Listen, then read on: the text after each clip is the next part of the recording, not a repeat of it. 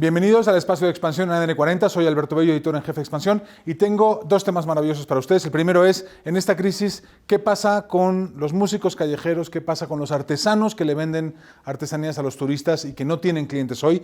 Una solución la ha puesto la Fundación Alfredo Harpelú, y tendremos con nosotros a María Isabel Grañén, que nos va a contar qué están haciendo específicamente para atender a esta población en Oaxaca. Pero antes de eso vamos a hablar con un exsecretario de Hacienda, con Ernesto Cordero, que estuvo al frente de la Secretaría a partir de finales de 2009, justo la última crisis profunda que hemos tenido en el país, y que nos va a contar cuáles son sus perspectivas económicas y pues, sus ideas sobre cómo reactivar México. Gracias por acompañarnos. Aquí estamos y empezamos. Para hablar de cómo reactivar México y perspectivas de esta crisis en la que estamos inmersos, tenemos con nosotros a un exsecretario de Hacienda, Ernesto Cordero. Él fue secretario de Hacienda a partir de finales de 2009, justamente para recuperar para la recuperación después de la crisis de ese año. Y él es actualmente socio fundador de la consultora Pondera, que hace análisis económico a partir de Big Data, a través de pues, esta inteligencia artificial aplicada a los datos. ¿Qué tal, Ernesto? ¿Cómo estás? Gracias por estar con nosotros. ¿Qué tal, Alberto? Mucho gusto estar con ustedes, de poder platicar. Y bueno, pues muy preocupado de lo que viene, ¿no? Ernesto, tú traes unos números que son peores que los del resto. Cuéntanos eso. Mira, yo creo que lo que hemos estimado en Pondera es que la caída del Producto Interno Bruto de México en el 2020 va a ser de más de 2 dígitos, que va a estar alrededor del 11%, 11.4% la caída. Y bueno, ciertamente sí es de los pronósticos pues más graves de los que se están presentando en este momento. Pero yo te diría que conforme vayan avanzando los meses de este 2020, pues poco a poco los pronósticos van a ir convergiendo hacia una caída entre el 11 y el 12%. Ya algunos bancos ya empezaron a manejar el menos 10%, se movieron del menos 7 al menos 10%, y conforme pasen los meses nos vamos a ir moviendo todos hacia allá. Yo creo que el impacto es brutal, y yo creo que no va a tener precedentes la caída en el Producto Interno Bruto de México. Aquí la pregunta, yo te diría, Alberto, es ¿y cómo va a estar la recuperación? Aquí el tema es la recuperación, ya ahora sí que a golpe dado, pues más bien cómo nos vamos a recuperar, y esa es la pregunta relevante.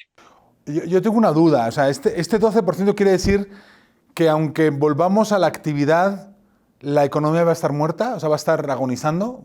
¿Qué es lo que está pasando? Mira, lo que nos dice es que el regreso a la actividad económica pues no va a ser del todo regular como nos hubiera gustado.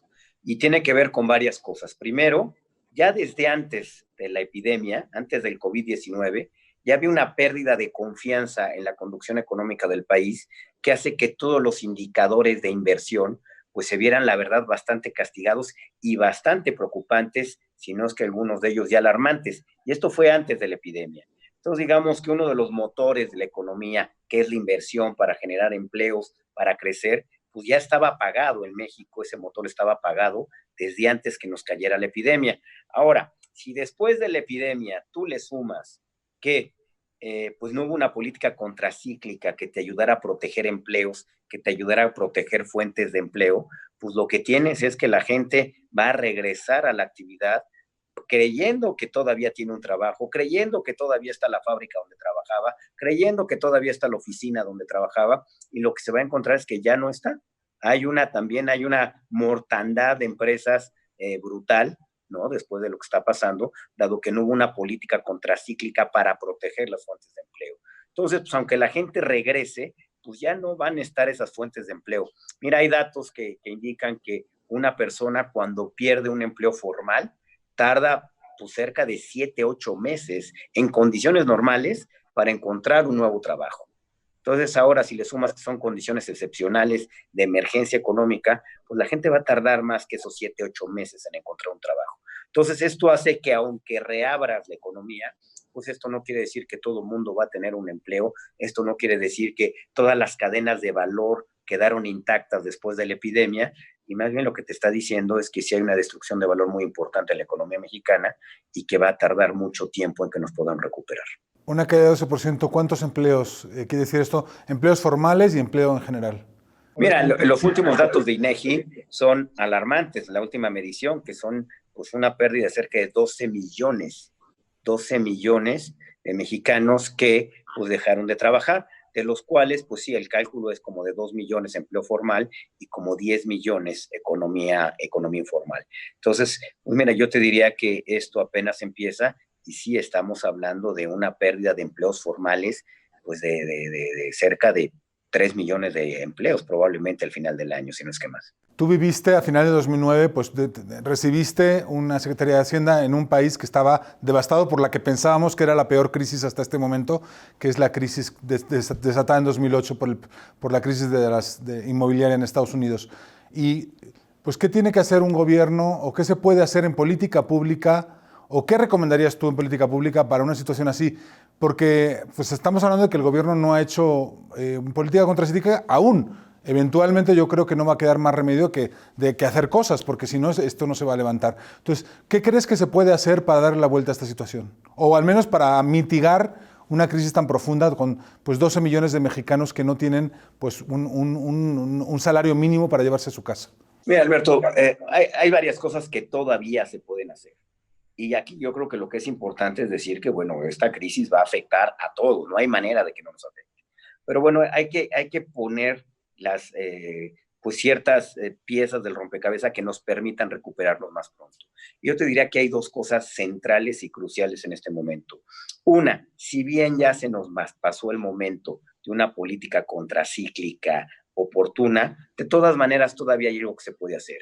Y si hay que destinar recursos para lograr salvar, ¿no?, a muchas fuentes de empleo, a muchas empresas, para que la gente una vez que regrese a la normalidad, bueno, pues encuentre un trabajo al cual enfocarse y en el cual trabajar y en el cual empezar a producir un ingreso para sus familias. Entonces todavía hay política contracíclica que puede ayudar a la supervivencia de empresas. Y te estoy hablando de algunas prorrogaciones fiscales, te estoy hablando de precios preferenciales en el consumo de la energía eléctrica en la tarifa industrial, precios preferenciales en el consumo de combustibles, te estoy hablando de la facilidad y acceso a créditos en condiciones favorables para muchas de las empresas que están en la raya entre cerrar o seguir abriendo. Te estoy hablando de esquemas donde te permitas a lo mejor una reducción en los ingresos de los trabajadores acordada, los trabajadores, el patrón y el gobierno, que todo mundo va a asumir parte de una pérdida económica, pero que va a permitir que siga habiendo empleos.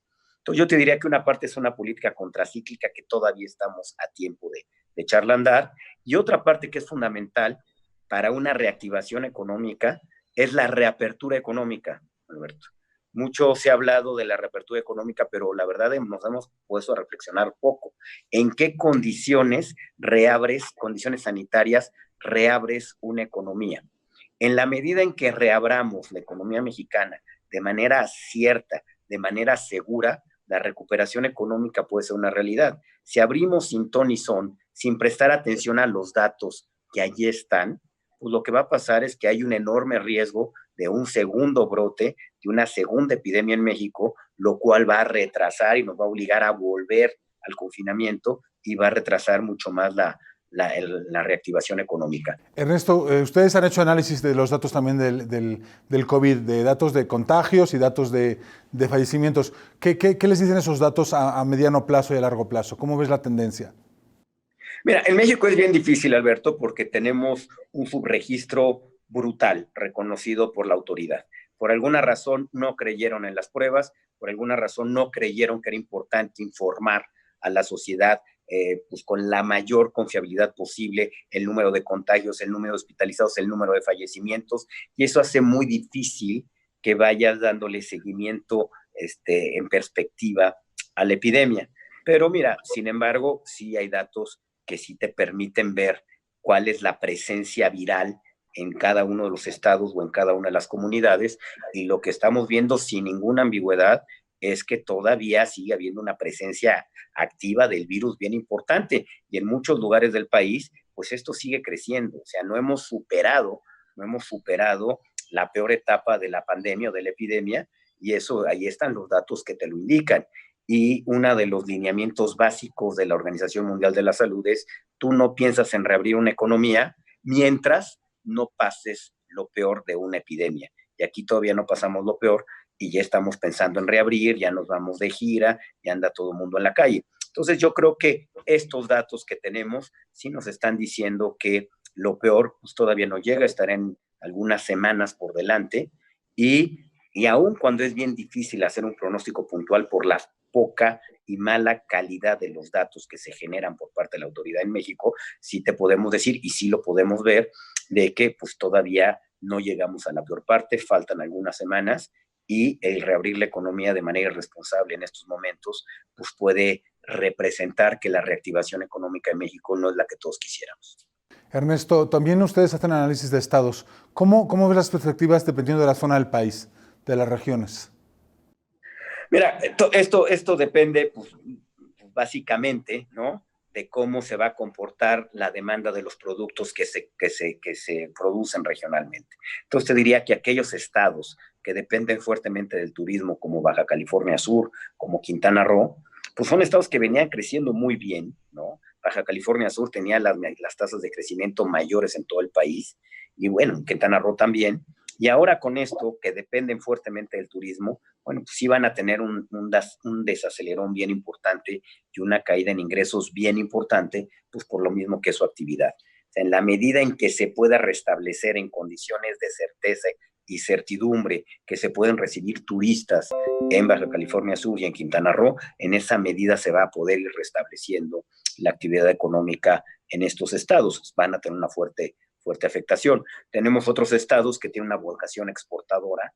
Bueno, pues hay que ver si los productos que exportábamos, la demanda agregada o la demanda por esos productos, pues va a tener una recuperación potente o si viene muy deprimida esa recuperación. Entonces, bueno, pues de eso va a depender qué tanto se puedan ir recuperando en esas zonas. Oye, estamos todos muy preocupados. ¿Qué ves positivo? Yo, por ejemplo, hablando con empresarios y con directivos de empresas, la transformación digital, por ejemplo, se ha acelerado. Eso hoy no nos preocupa porque hoy la verdad es que estamos todos tratando de sobrevivir en este contexto de pandemia, pero para el futuro quizá México ha dado un paso adelante en la digitalización que puede ser positivo a largo plazo. ¿Están viendo eso en la consultora? En Pondera, que es a lo que nos dedicamos, pues lo vemos todos los días. Y sí, los volúmenes de información, la digitalización, este tema del confinamiento, pues sí nos ha obligado a todos a utilizar tecnología para comunicarnos, para trabajar. Pues sí, se generan volúmenes de informaciones increíbles todos y cada día. Y pues la verdad está ahí, ¿eh? Tú observas los datos y te puedes dar cuenta qué es lo que está pasando. Y yo creo que sí hay una tendencia que se aceleró a la digitalización. Yo creo que es irreversible y bueno, pues aquí la duda es cómo México se puede montar en esa innovación tecnológica, en la digitalización de la economía y nos conformamos como, pues al menos que tenga un sector moderno la economía mexicana que pueda ir creciendo conforme van creciendo todas estas herramientas. Mira, por ejemplo, el sector fintech. Me parece que el sector fintech, ante circunstancias como las que vivimos, pues sí puede tener un impulso bien importante, ¿no? Los métodos no tradicionales financieros y bancarios, que las fintechs representan una gran oportunidad, pues bueno, yo creo que esos sectores van a tener su momento, su oportunidad, en una situación muy difícil, pero van a tener su oportunidad.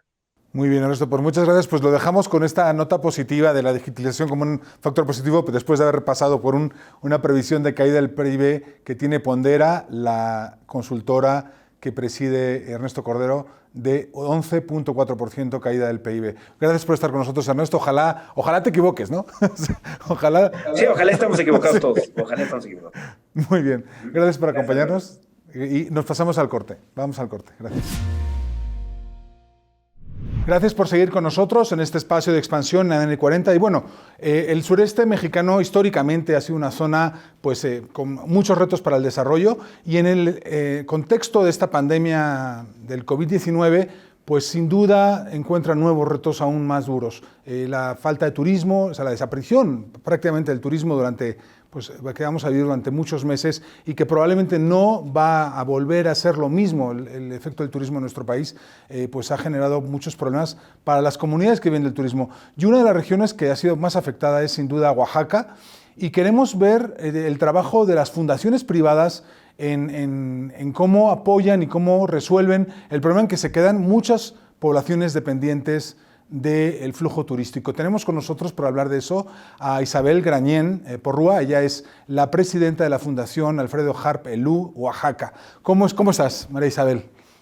Muy bien, muchas gracias. ¿Cómo están? Pues creo que ustedes están haciendo un trabajo espectacular en atender comunidades que han quedado totalmente sin un ingreso, como son los artesanos y los músicos. Pues sí, así es. Creo que la Fundación Alfredo Harp Elú lleva muchísimos años trabajando en Oaxaca y pues nosotros trabajamos realmente para servir a la sociedad. Entonces, en estos momentos, pues también pues nos tenemos que reinventar y bueno, pues actuar y no quedarnos con los brazos cruzados, ¿no? Inmediatamente que pues nos enteramos de la pandemia, la Fundación ha hecho pues diversos donativos a hospitales con equipo médico y pues también con equipo de protección para el personal hospitalario, ¿no? Nos interesa mucho que no se vayan a contagiar los enfermeros, ni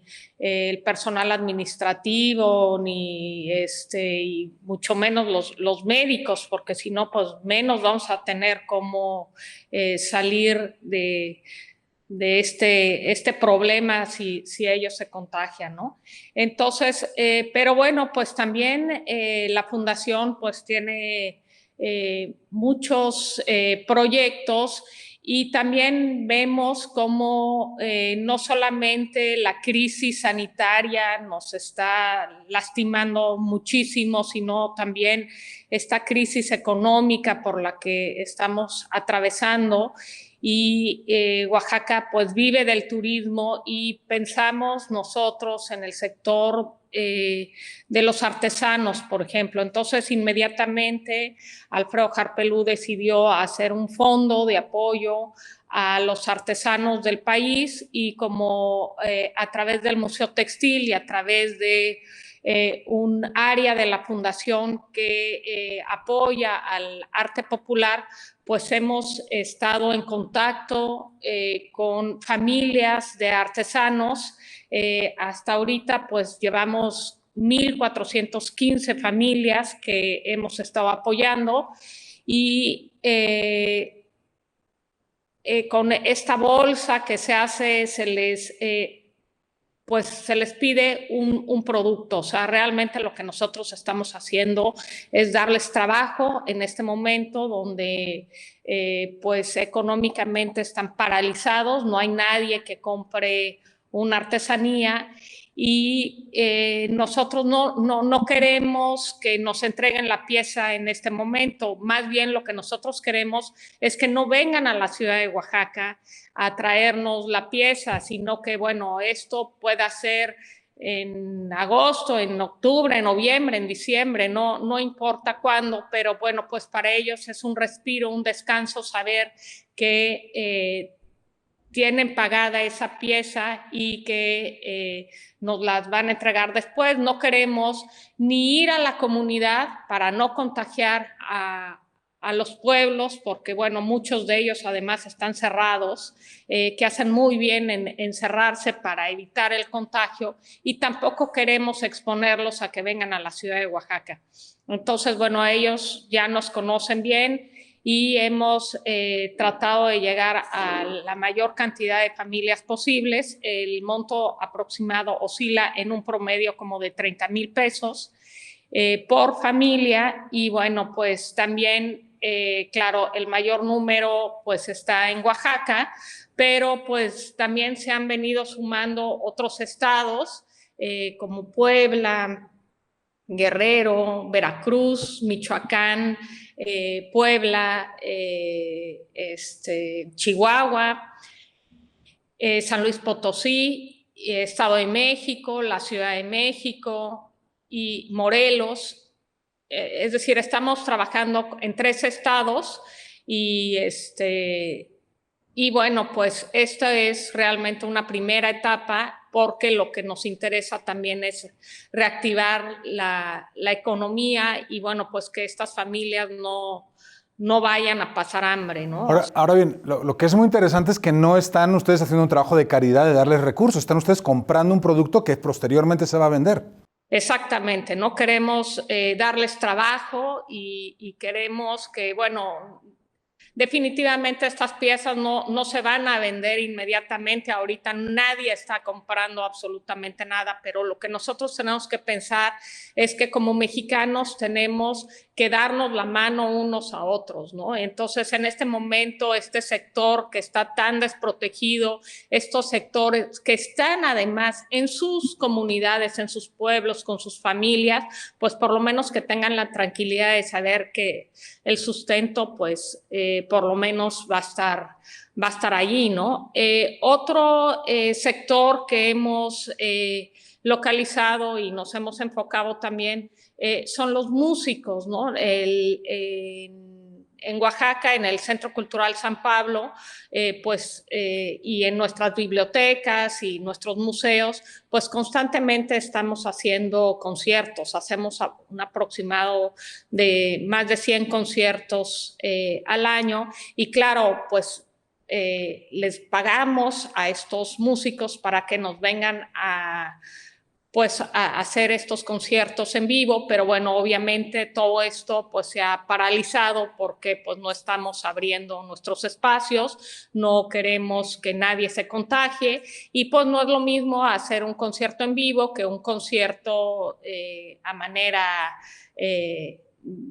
digital, ¿no? Entonces, pues todos estos músicos están muy desprotegidos, generalmente pues dan clases y pues ahorita nadie los está contratando ni para conciertos, ni para fiestas, ni para dar clases a nadie. Entonces, pues también queremos hacer un fondo para que pues por lo pronto no vayan a pasar hambre y que cuando, digamos, regresemos a la normalidad, pues ellos puedan hacer pues conciertos en la calle, en los pueblos, en nuestros centros culturales y es decir, pues es como un préstamo que nos irán a pagar después, pero solo queremos decirles que no están solos, que estamos con ellos y que bueno, pues que bueno que está la Fundación HARP para acompañarnos en estos momentos pues tan duros, tan difíciles y que por supuesto pedirles a todos que se cuiden, que no se arriesguen y no queremos que nadie pues tenga que ir al hospital. Hay además de la fundación, ¿han recibido también aportaciones de otras fuentes? ¿Hay gente que está interesada en apoyarlos en este esfuerzo? No, este proyecto es únicamente de la fundación y es una decisión inmediata que tomó Alfredo Harp, que es el presidente, y bueno, no hemos tenido necesidad ni siquiera de tocar puertas en ningún lado y bueno, pues sería ideal que otros empresarios pues se sumen y abarquen otros sectores de la población para ayudar en estos momentos que tanto se necesita, ¿no? Entonces creo que la única manera de que realmente podamos ser unos seres humanos completos es darnos la mano unos a otros y más en estos momentos que se necesita, ¿no? Me interesa mucho que nos cuentes un poco cuál es la filosofía de la fundación que ya cumplió ya 20 años, tengo entendido.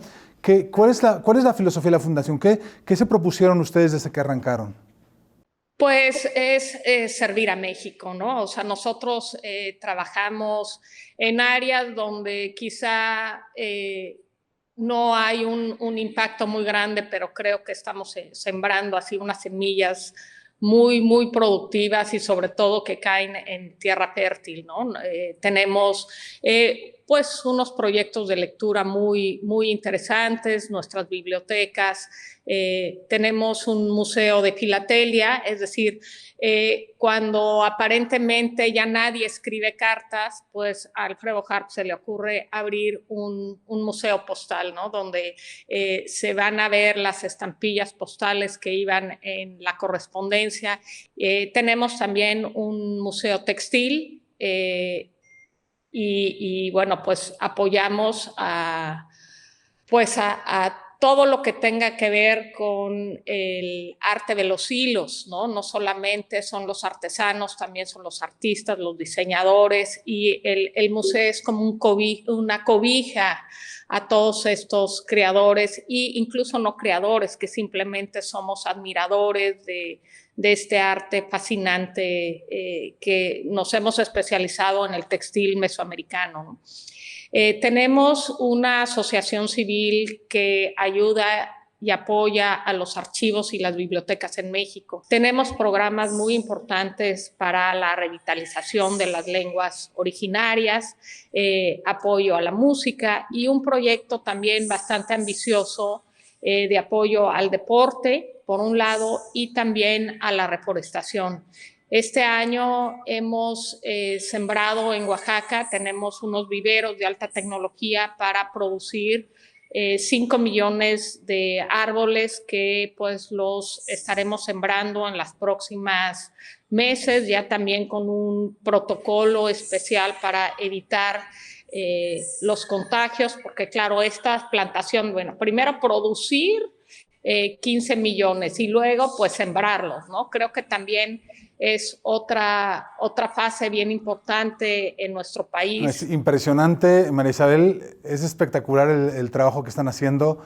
Espero que muchos imiten esta iniciativa de la Fundación Alfredo Harp en Oaxaca, que pues está tocando muchos terrenos, que desde ayudar a los hospitales y al personal médico en esta pandemia a apoyar a los artesanos y a los músicos que se han quedado sin trabajo por la falta de turismo, además de todas las actividades que históricamente han hecho. Muchas gracias por acompañarnos en este espacio de Expansión ADN 40. Ya nos vamos. Aquí los esperamos los domingos, 11 de la noche. Pues soy Alberto Bello, editor en jefe de Grupo Expansión. Aquí estamos.